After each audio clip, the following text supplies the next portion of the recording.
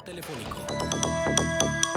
Bueno, le hemos pedido a una de las voces que usted escucha con bastante frecuencia en estos micrófonos que esté con nosotros este lunes, Axel Amarillas, economista, investigador y catedrático universitario, para hablar del tema del presupuesto 2023, programas sociales, las obras del Tren Maya y Fuerzas Armadas, etcétera, ¿no? O sea, todo, la manera en que se ha repartido el dinero desde el presupuesto de egresos y la proyección el diseño de los ingresos, y las misceláneas, ¿no? Axel, ¿cómo estás? Bienvenido, buenos días. Te saludamos con muchísimo gusto Arturo González, Manuel Cerrato y una servidora Marcela Pámanes.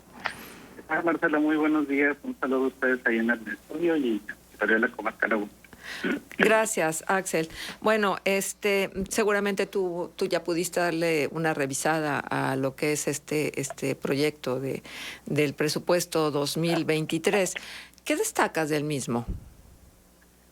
Fíjate, Marcela, que bueno, hay varios enfoques, por así decirlo, y de diferentes perspectivas que han salido por ya en estos días, ¿no? Que ya tiene, pues, ya se tuvo el tiempo, ¿no? Para dar un primer vistazo al presupuesto.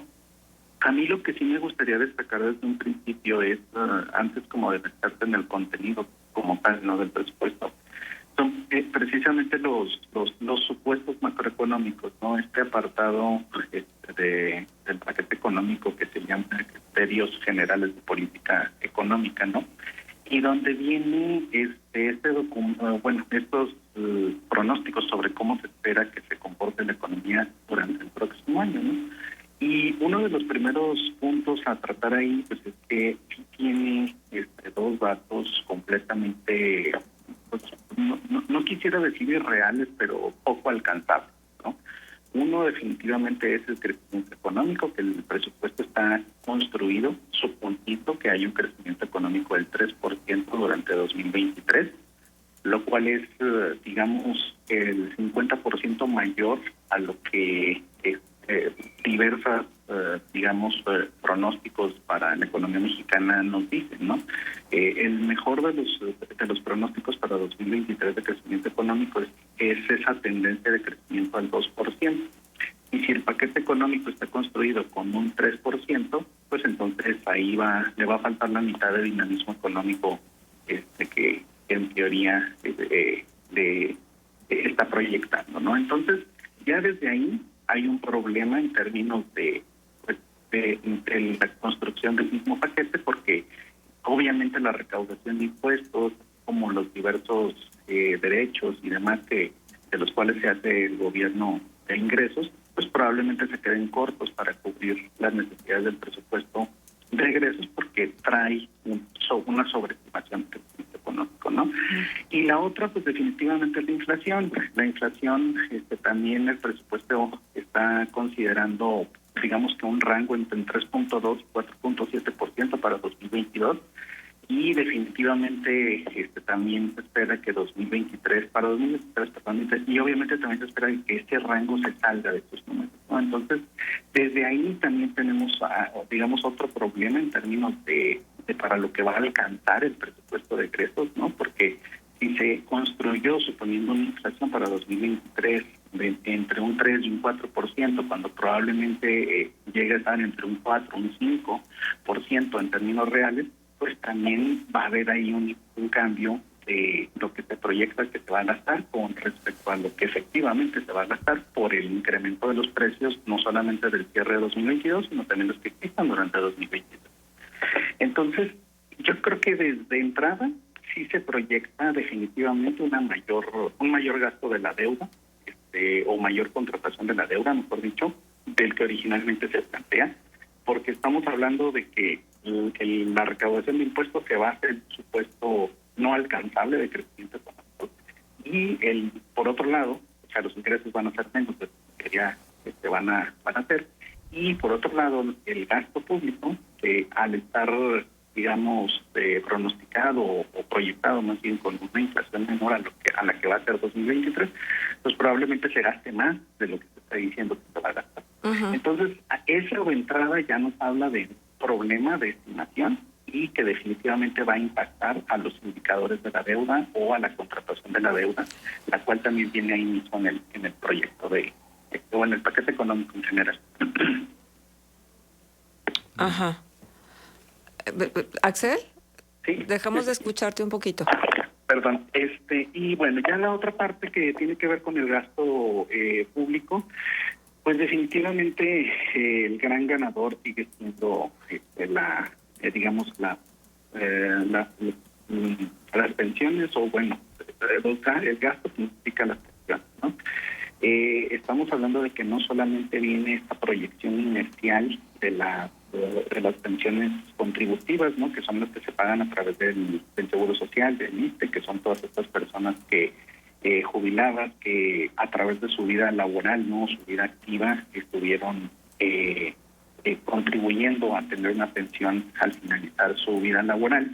Y por otro lado, también tiene el incremento, digamos, que tiene que ver con la política social, ¿no?, que es a través de las pensiones a adultos mayores, las cuales se entregan sin distinción si existe o no, si la persona tiene o no más bien una pensión previa, ¿no? Uh-huh. Entonces, ahí ese tema en particular, el de las pensiones, Marcela, también llama muchísimo la atención, porque esa es una bomba de tiempo que en algún momento va a estallar.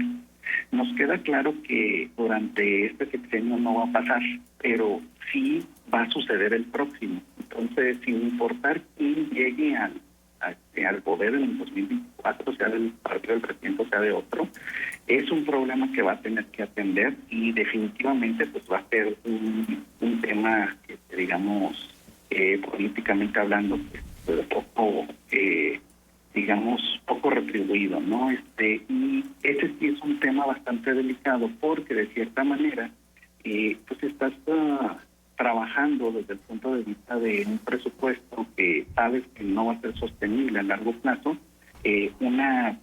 un incremento a las pensiones que probablemente deje de existir, o que se tenga que recortar de tijera, por así decirlo, en no más allá de 5 años, porque definitivamente el crecimiento de ese gasto cada vez absorbe más el presupuesto de egresos de la Federación. Uh-huh. Y dado pues, el cambio, ¿no?, de la pirámide poblacional, pues cada vez van a ser más personas las que lleguen a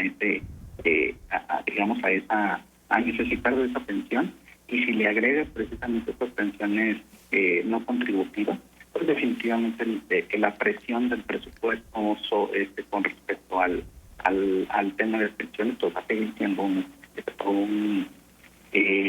digamos que lo va a hacer explotar más rápido de lo que debería, ¿no? Uh-huh. Entonces, son como dos cosas ahí que a mí me gustaría resaltar de entrada, ¿no? Sí. Y definitivamente pues todavía hay muchísimas cosas más que analizar, ¿no? Claro, por supuesto. Ahora, ¿dónde se concentra la mayor actividad económica que le provee al gobierno este recurso que luego distribuye de esta manera? ¿En la carga impositiva? Sí, de hecho, ya desde... yo creo que desde hace más de unos 15 años aproximadamente, digamos, desde que se puede apreciar, ¿no?, en la producción petrolera cómo se agotó el yacimiento de Cantarell, ¿no? Se puede ver cómo el ingreso del gobierno ya es efectivamente de impuestos, ¿no? Concretamente pues a través del IVA y del ISR, que son los grandes pilares de los ingresos, ¿no?, gubernamentales.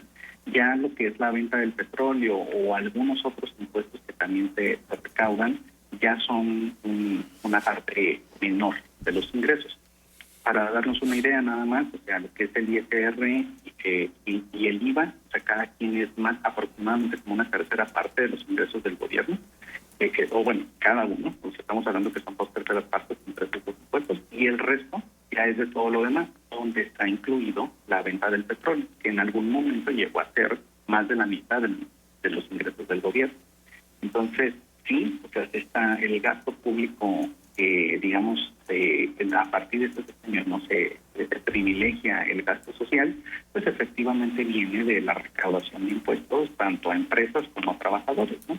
Y bueno, ese es un cambio, ¿no?, de paradigma económico, por así decirlo, en función de los últimos gobiernos, ¿no?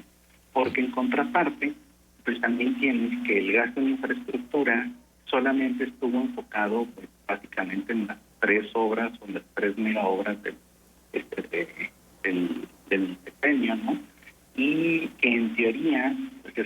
digamos que el dinamismo económico que generarían esas obras pues, alcanzaría a compensar todo el gasto de infraestructura que no se está haciendo en el resto, ¿no?, de los estados del país.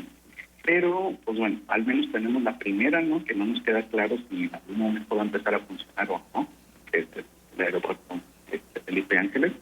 Y pues en teoría luego viene el Tren Maya, que es el otro gran ganador del presupuesto de egresos 2023, porque la Secretaría de Turismo absorbe gran parte del incremento del presupuesto precisamente porque a su cargo está la construcción, ¿no?, del Tren Maya.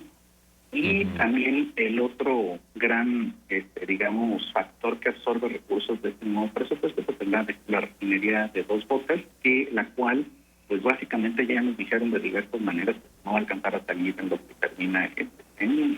Definitivamente eso se va a quedar probablemente como un gran problema también de política pública para el siguiente gobierno.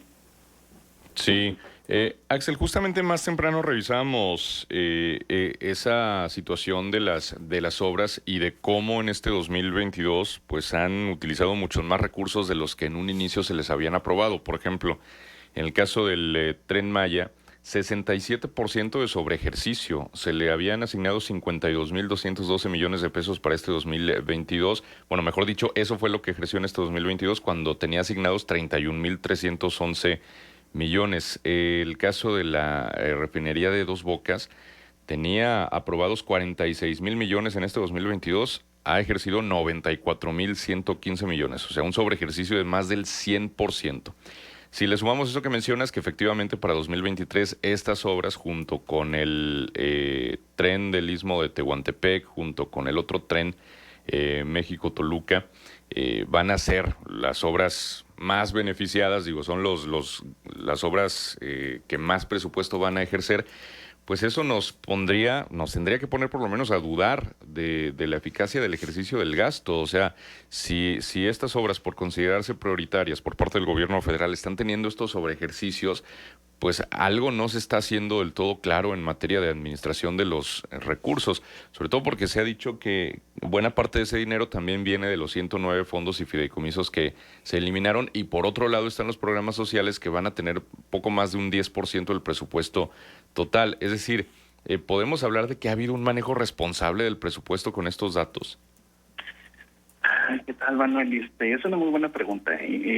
La primera parte que mencionas, pues definitivamente yo creo que pasan los gobiernos, pasan los sexenios, ¿no? Y definitivamente siempre vemos este punto, ¿no? Se presupuesta una cantidad y efectivamente se ejerce otra. Pareciera que políticamente hablando, no, es un requisito no saber hacer presupuestos, ¿no? para estar ahí.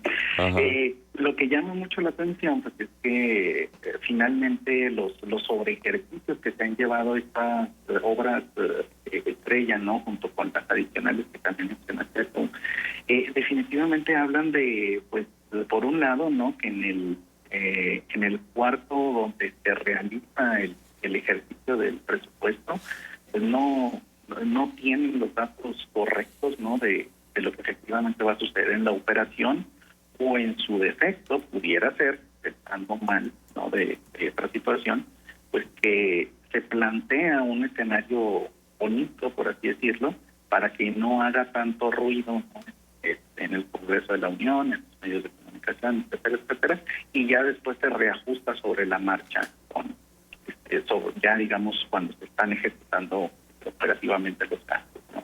Entonces, ahí llama mucho la atención que, bueno, es una conducta recurrente, ¿no?, no solamente de este gobierno, sino de los anteriores, no solamente del federal, sino también de los estatales y municipales, pero sí llama mucho la atención que hablando de estas obras prioritarias, pues pareciera que hasta se hace con toda la intención de disminuirle, ¿no?, la carga fiscal que va a implicar, y que ya después sobre la marcha se ajusta, porque pues, es una manera de intentar, digamos, disminuir el impacto, ¿no?, de que pueda tener en medios de comunicación, o el impacto mediático del gasto de estas obras, ¿no? Y por otro lado, el otro aspecto que mencionabas, sí, o sea, mira, es muy difícil todavía dimensionar si ¿cómo digamos? Esta reingeniería del gasto, ¿no? Que veníamos como que con cierta tendencia donde dependiendo de los últimos sexenios, pues algunos gastaban un poquito más en educación, otros un poquito más en seguridad, otros un poquito más en crecimiento económico. Es totalmente una reingeniería del gasto hacia la política social, ¿no? Es decir, se eliminaron, como tú dices, fideicomisos, se eliminaron muchísimos programas de muchas dependencias federales que antes funcionaban y que pues ahora ya no existen y ya no hay nada que los compense, ¿no? Y que es precisamente desde donde sale este gasto de política social. Y es todavía complicado mencionar si digamos, si responsablemente ha sido una buena idea o no, porque yo te puedo decir dos características. La primera es que efectivamente ese gasto social ayudó en mucho a paliar los impactos que tuvo la crisis económica de 2020, sobre todo en los estados donde, digamos, históricamente se ven más perjudicados por una crisis económica, ¿no? Al momento de analizar los datos de pobreza, ahí se puede ver que no hubo una gran caída en esos estados. Claro que falta ver los datos de 2022 los actualizados. Y la otra, pues definitivamente es este aspecto que mencionaba en un principio, ¿no? Es una bomba de tiempo, gastos que tienen pensiones que yo estoy seguro que no va a pasar más allá del siguiente sexenio, en que se tenga que dar un tijerazo porque no es sostenible presupuestalmente. Claro. Aparte, es un paliativo a la pobreza. Desgraciadamente, no es dinero que esté generando desarrollo y que los recursos sean a largo plazo, sino que es en la inmediatez, ¿no? En el dinero que le está entrando a muchos mexicanos que en este momento reciben a través de las tarjetas o a través de los programas sociales este recurso. Déjame decirte algo de lo que ha dicho, por ejemplo, Coparmex. Hablan de que la proyección económica del presupuesto 2023 es poco realista y hay un tema, dos temas particularmente que abordan. Uno es el incremento real del 4% al presupuesto de salud, a pesar de las carencias y a pesar de los desabastos en medicamento y a pesar de las crisis que hemos estado viviendo en materia de salud. Y 5% para educación, que también se antoja una nada de acuerdo a la prioridad que debería de tener el tema educación en las políticas públicas de este país. Y ahí, pero, o sea, se pueden ver, ¿no? De hecho, cuando ves los incrementos por dependencia o por rubro, efectivamente ves estas condiciones, ¿no? Por un lado, como mencionó Marcela, en teoría, ¿no? Nos dijeron al principio del sexenio, inclusive todavía en los últimos meses llegamos a escuchar digamos, esta declaración, ¿no? De que nuestro sistema de salud iba a ser como los de primer mundo, ¿no? Y no queda claro cómo se va a lograr esta situación si, por ejemplo, en el presupuesto de egresos ves un crecimiento básicamente inercial, ¿no? Y lo mismo está pasando con la Secretaría de Educación, o bueno, con el gasto en educación en general, donde en teoría también viene como que una reingeniería del modelo educativo, que se va a hacer una prueba piloto, etcétera, etcétera, que bueno, ahí ha habido críticas a favor y en contra, ¿no? Pero finalmente también no queda claro cómo se va a implementar un nuevo modelo educativo si también el gasto en educación también trae un gasto, pues, un incremento más bien inercial, ¿no? En otras palabras, pues, o sea, finalmente vemos cómo el penúltimo año del gobierno, pues, a pesar de lo que se puede llegar a decir, ¿no?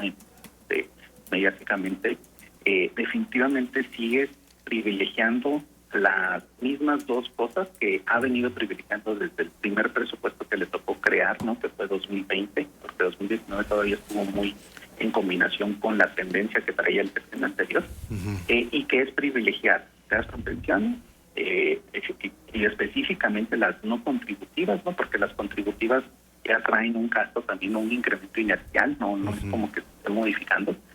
Y la otra, pues es definitivamente las obras insignia, ¿no? De este gobierno, que hasta la primera que tenemos el día de hoy no nos queda claro si realmente se va a generar dinamismo económico en este país, que todavía no alcanza a recuperar lo que tenía antes de la crisis del 2020. Axel Amarillas, te saluda Arturo González, buenos días. Permíteme hacer hincapié en esto que han notado algunos analistas y algunos estudios. Por ejemplo, BBVA publica su análisis de este paquete económico y bueno, hay un tema interesante. habla el paquete económico de un déficit primario, un déficit fiscal de 0.2% del PIB, pero a la par mantener la estabilidad de la deuda pública en 49.4% del PIB. ¿Es esto posible? ¿Tendrá que ver con el incremento sustancial que se está contemplando al pago de la deuda para 2023? Axel, nos quedan 1 minuto y medio. Mira, Arturo, ahí digamos que la estructura de la deuda en términos de la ración o relación así con respecto al Producto Interno Bruto sigue siendo manejable. En términos macroeconómicos, mientras no pase del 60%, se considera una deuda saludable. Pero por otro lado, hay por ahí alguna disparidad en cuanto a los números con respecto a los que presenta el propio gobierno a través del presupuesto de egresos de la Federación, como los que puedes consultar, por ejemplo, en la base de datos de la OCDE, donde a 2020 ya se hablaba que México estaba en el 59% de la deuda con respecto al Producto Interno Bruto. Entonces, ahí yo creo que ya estamos muy cerca, si no es que ya estamos en este límite. Y también, si no se plantea una reingeniería de cómo dejar de hacer crecer la deuda y empezarla a distribuir o mantenerla en ese 60% con relación al PIB, definitivamente también va a ser un problema que va a estallar pronto, y probablemente, como mencionaba con el caso de las pensiones, algo que va a suceder en el próximo sexenio. Y nada más para terminar, ¿tú crees que deberían de plantear lo que sería el déficit presupuestario? ¿Tú crees que deberíamos de saber exactamente cuál es el financiamiento que va a cubrir la diferencia entre los montos previstos de la Ley de Ingresos y el presupuesto de egresos? Sí, o sea, de hecho, sí se plantea como tal en el presupuesto. Nada más que ahí siempre, digamos que viene como que una especie de como de claroscuro, ¿no? Ya. Entre lo que efectivamente se plantea que va a suceder y como, bueno, más bien entre lo que se plantea que va a suceder y lo que efectivamente sucede. Siempre hay un diferencial también grande y que hasta cierto punto también genera pues un poquito de incertidumbre en términos de hasta dónde puede llegar el endeudamiento del gobierno, dadas estas características donde se plantea ingresos poco creíbles y gastos también poco creíbles, ¿no? Bien, nos queda hablar de participaciones federales, de aportaciones federales, que son dos rubros bien importantes que nos gustaría que los desglosaras en otro momento. Axel, por lo pronto te agradecemos que hayas estado con nosotros. Un gusto estar aquí en Alcalá. Hasta pronto. Gracias, hasta Gracias. pronto. Son las 8 de la mañana con 10 minutos. Quédese con nosotros, hagamos juntos este espacio de contextos. Contextos. El programa líder